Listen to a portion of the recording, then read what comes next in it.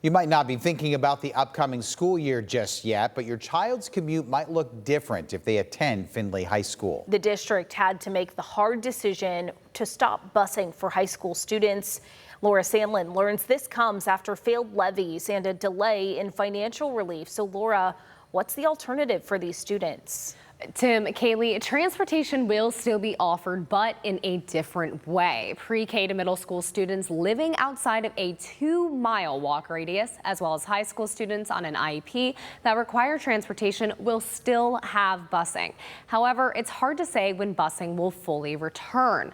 This comes after Findlay City Schools failed to pass 4 consecutive operating levies since 2020, including the most recent in November of 2024.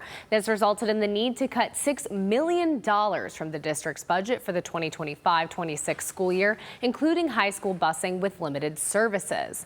A new income tax levy passed in May of 2025, showing strong community support. However, this levy takes 18 months to collect, so financial relief won't be immediate. According to Superintendent Andy Hatton, the district is also waiting on state budget simulations, federal funds, as well as a safety review for students who live in potentially unsafe walking zones.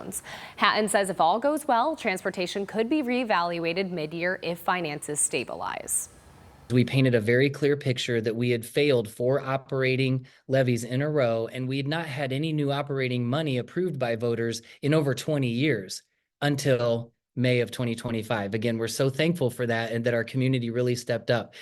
So like I said, once we have some clarity from the state and from the feds, and once we are able to start collecting and some certainty around our budget, I think our community has been very understanding about the very difficult decisions we've had to make. Superintendent Hatton says transportation remains the #1 priority of the district, and they plan to bring back busing for high school students as soon as possible. Reporting in studio, Laura Sandlin for WTOL 11.